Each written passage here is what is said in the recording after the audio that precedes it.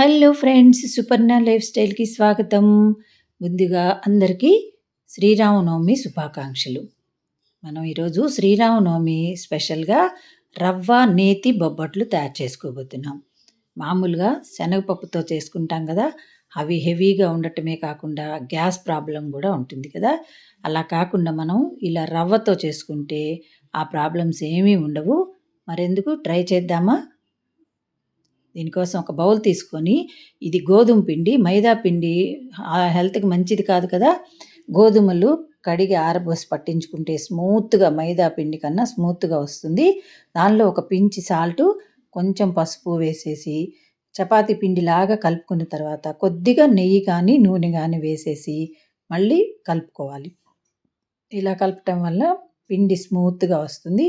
ఆ పై మీద నుంచి కొద్దిగా మళ్ళీ నెయ్యి గానీ, నూనె గానీ వేసేసి మూత పెట్టేస్తే పై పొర ఆరకుండా ఉంటుంది. ఇది నానేలోపు కొబ్బరి ముక్కలు కొన్ని, ఒక 4, 5 ఇలాచీలు వేసి పౌడర్ చేసి పెట్టుకుందాం. ఒక పాన్ పెట్టి అందులో ఒక కప్పు బెల్లం వేసుకొని 3 కప్పులు వాటర్ వేసి ఈ బెల్లాన్ని కరిగించుకోవాలి. పాకం రావాల్సిన పని లేదు.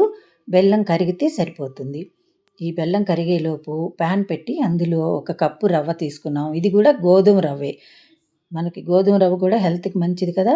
గోధుమ రవ్వ కొద్దిగా వేగిన తర్వాత ఒక పావు కప్పు నెయ్యి వేసి వేయించుకుంటే మంచి స్మెల్ వస్తుంది. అలా స్మెల్ రాగానే ఈ బెల్లం కరిగిన నీళ్ళని ఇందులో పోసేస్తే ఇది త్వరగా ఉడికిపోతుంది. నీళ్లు కరిగిపోయి వేడెక్కున్నాయి కదా! త్వరగా ఉడికిపోతుంది. ఇలా 80% ఉడికిపోయిన తర్వాత ఇందులో మనం స్వీట్ అంటే అన్నిట్లో కుంకుమ పువ్వు వేసుకుంటాం కదా! మంచి కలర్‌ఫుల్‌గా ఉంటుంది. ఆరోగ్యానికి కూడా మంచిది. అది వేసుకున్న తర్వాత మనం ఇందాక మిక్సీ పట్టి పెట్టుకున్నాం కదా! ఇలాచి, కొబ్బరి ఆ పౌడర్ వేసేస్తే బొబ్బట్టు చాలా రుచిగా ఉంటుంది. అంత రుచిగా రావటానికి ఈ కొబ్బరి, ఇలాచి బాగా స్మెల్లు, ఈ నెయ్యి, ఒక 2 స్పూన్ల నెయ్యి కూడా వేసాం కాబట్టి మంచి రుచితో పాటు మంచి స్మెల్ ఉంటుంది. అది దగ్గరకొచ్చిన తర్వాత చల్లార్చి ఇలా ముద్దలు చేసి పెట్టుకోవాలి. ఈ ముద్దలన్నీ రెడీ అయిన తర్వాత గోధుమ పిండి కూడా లోపు నానిపోయింది కదా! దీన్ని కొంచెం నెయ్యి రాసుకొని చేతికి మళ్ళీ ఒకసారి బాగా కలిపేసి మనం ఇందాక రవ్వ ముద్దలు చేసుకున్నాం కదా! అదే సైజులో ఇవి కూడా ముద్దలు చేసుకుందాం. గోధుమ పిండి ఎంత నానితే మనకి బొబ్బట్టు అనేది అంత స్మూత్‌గా వస్తుంది. ఒక 2 గంటలు నానిందనుకోండి ఇంకా బాగా వస్తాయి. అలా నానబెట్టుకొని ముద్దలు చేసి పెట్టుకున్న తర్వాత ఒక పాలిథీన్ కవర్ తీసుకొని దాని మీద కొంచెం నెయ్యి రాసేసి ఈ గోధుమ పిండిని పెట్టి లైట్‌గా ఇలా స్ప్రెడ్ చేసుకోవాలి. కొంచెం స్ప్రెడ్ చేసిన తర్వాత ఈ గోధుమ పిండితో చేసుకున్న ఈ ముద్దని దీనిలో పెట్టేసి ఇలా చుట్టూతా కవర్ చేసేసి దీన్ని మళ్ళీ బాగా కలిపిన తర్వాత రౌండ్‌గా చేసుకొని స్ప్రెడ్ చేద్దాం.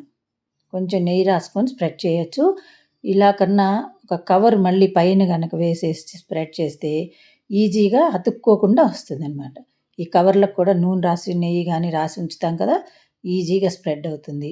మనం ఇలా రౌండ్ తిప్పుకుంటూ అన్నామంటే చూసారా ఎంత ఈజీగా స్ప్రెడ్ అవుతుందో? చక్కగా ఇలా స్ప్రెడ్ చేసుకున్న తర్వాత ఈ పైన కవర్ తీసేసి దీన్ని చాలా జాగ్రత్తగా కాలుతున్న పెనం మీద వేసుకోవాలి. మనం పల్చగా చేసుకున్నాం కదా! ఇది జాగ్రత్తగా ఈ కాలుతున్న పెనం మీద వేసేసి 2 వైపులా కాల్చుకొని దించబోయే ముందు కొద్దిగా నెయ్యి రాస్తే చాలా మెత్తగా వస్తుంది. ఇవి 4, 5 రోజులైనా కూడా ఇలాగే మెత్తగా ఉంటాయన్నమాట. హెవీగా ఉండదు. ఈజీగా చేసుకున్నాం కదా! చక్కగా మనం ఈ బెల్లం స్వీట్‌తో పాటు మన ప్రేమను కూడా కలిపి చేస్తాం కదా! చాలా స్వీట్‌గా ఉంటాయి. కావాల్సిన వాళ్ళు ఎప్పటికప్పుడు చేసుకోవచ్చు వీటిని. తప్పకుండా ట్రై చేస్తారుగా. ఈ వీడియో నచ్చితే లైక్ చేయండి, కామెంట్ చేయండి, సబ్స్క్రైబ్ తప్పకుండా చేయండి. అలాగే ఫ్రెండ్స్‌కి షేర్ చేయటం కూడా మర్చిపోవద్దు.